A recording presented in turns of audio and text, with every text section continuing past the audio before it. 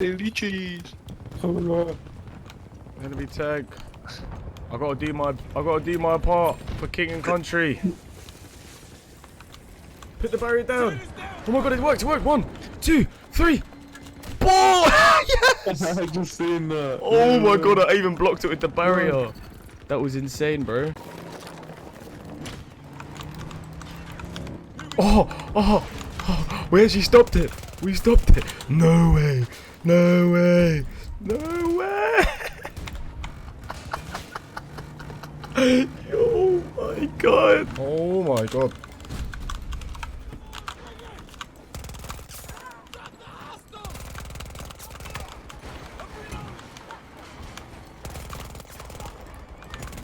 That is disgusting. Oh. Oh. Sometimes you need cover where there is none. Sometimes there are too many explosions to stay in one place. And sometimes you need bollards where there aren't any. This isn't an issue for Irish. Hello everyone and welcome back to the channel. Today we're covering Battlefield 2042's Fortnite enthusiast Irish, which some of you might remember from Battlefield 4's campaign. So kick back and let's get on with today's guide. Irish's abilities are definitely overlooked by many.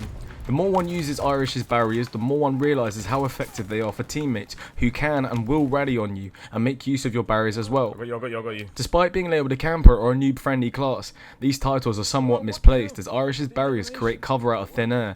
Oh my. His trophy system counters every grenade and rocket hurled his way. Look at this trophy system popping off. While his passive ensures that Irish can top up his armor without the need for an angel. Irish's passive Veteran means you will always spawn with 10 armor. This armor, when damaged or destroyed,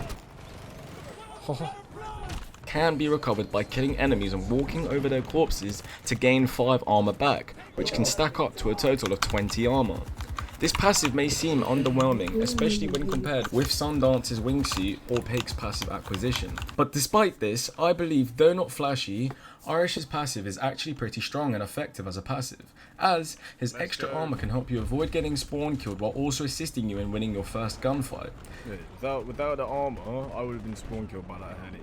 In addition, after winning any gunfight, you can recover 5 armor back, but you'll have to walk over the corpse of your enemy, which isn't always a possibility, so sometimes this aspect of his kit is negated.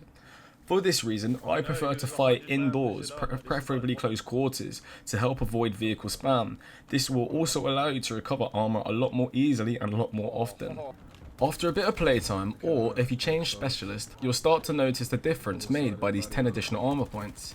When going for an armor top up, it's important to analyse your surroundings as 5 armor won't save you from any surprise attacks. To counter this, I use proximity grenades naturally, as you can gather a lay of the land to assess the threat level when going for a top up. Secondly, I will always have a barrier nearby to fall back to, or have one remaining in my inventory at my disposal, which if attacked, I will immediately place down in an attempt to swing a gunfight in my favour. After which, if the area is clear, I will grab my armor top up and continue the good fight. While on the topic of creating advantages, Irish truly shines with his tactical, which is a lot more versatile than you might first have expected. Unlike every other specialist except Sundance, Irish's tactical Fortification system has 2 abilities that serve different functions, one being the barrier to stop bullets and the other being a trophy system to stop explosives. Players can toggle between these 2 options by clicking the same button that activates their tactical ability. Note that you can only place 2 items down before destroying the first item you placed. This means players can use any number of the following combinations: 2 barriers, I'll put barriers up here. 2 trophy systems, or if you want, a combo of 1 barrier and 1 trophy system, which has become my personal go-to when playing as Irish. When approaching a gunfight, try to consider what threats you and your team are encountering and place down your countermeasures accordingly. Ever since Modern Warfare 3, the trophy system for me has been an instrumental tool in capturing or defending objectives, and this is no different in Battlefield 2042. Although you may be tempted to place 2 barriers, I guarantee that 50% of the time you die behind your barrier will be due to a grenade or an explosive of some sort. Especially Sundance's scatter grenade, Irish's biggest counter in terms of specialists.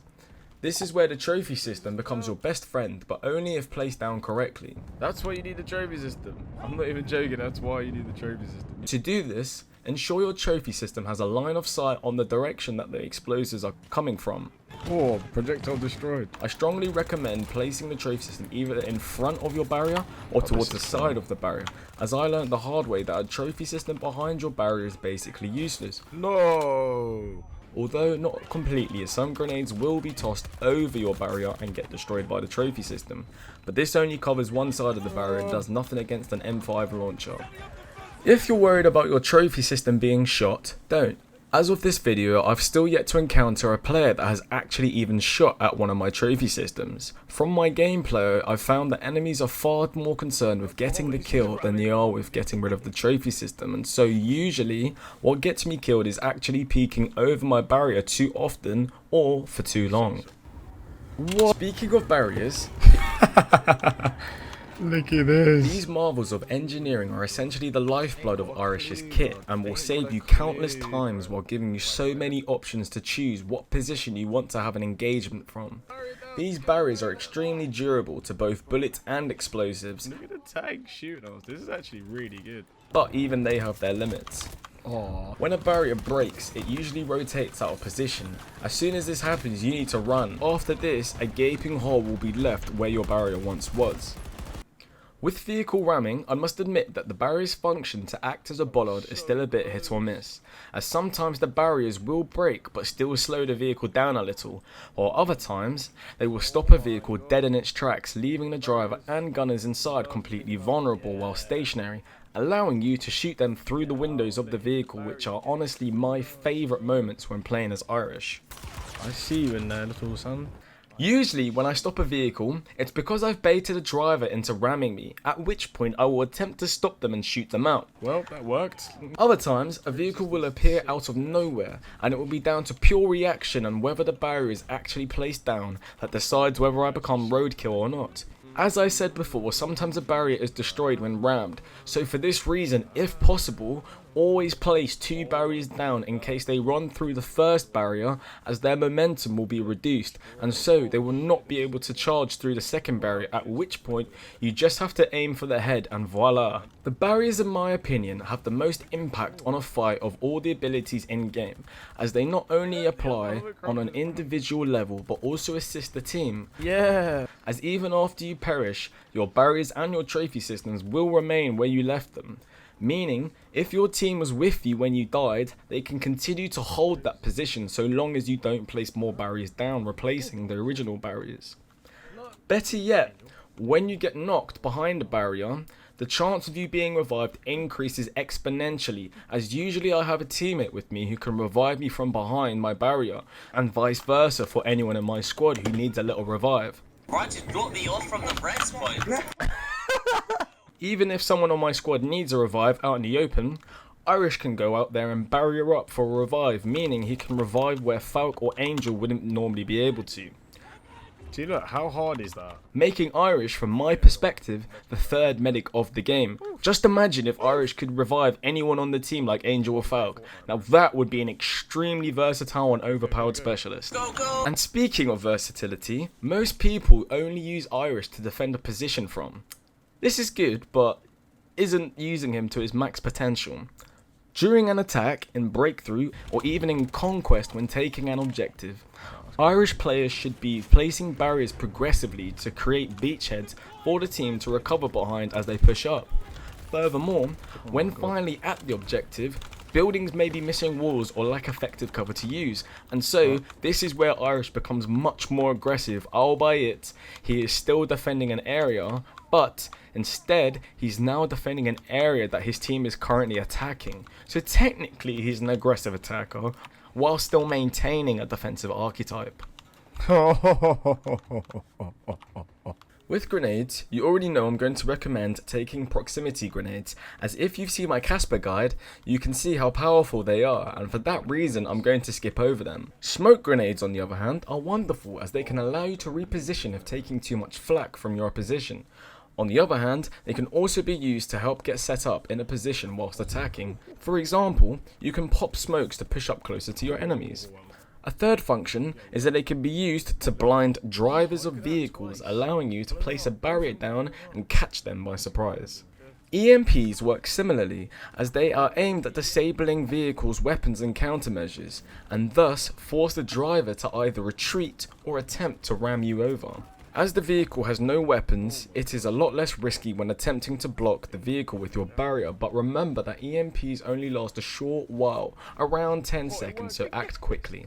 Incendiary grenades, on the other hand, are useful against enemy foot soldiers, as they can be tossed from behind the barrier and cover large areas in fire, serving as an excellent area denial tool.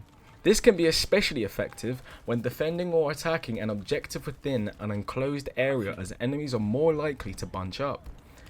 Oh, that was a beautiful kill. These grenades can also give you some breathing room if you need time to reload or recover your health, but be wary, as they are especially good against Irish's barriers that lack a trophy system.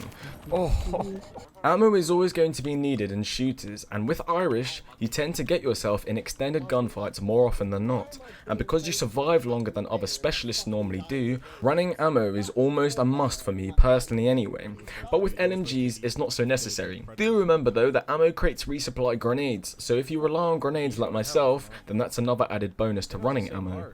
The next best option, in my personal opinion, by far, is a medical crate, as this allows you to peek over your barrier more often by shortening the recovery time of your health. Most often, when I die, it's down to the fact that I've taken damage in one gunfight, and a second enemy follows up on that damage dealt by their teammate, and so I get dropped very quickly, unless I can get a headshot. What? How did I just get C4? I put a trophy system down as well. With the med crate, however, this issue is far less common, but running out of ammo becomes the next big issue for me, forcing me to pick up enemy weapons where I can, which can actually be a nice change from the guns I normally use.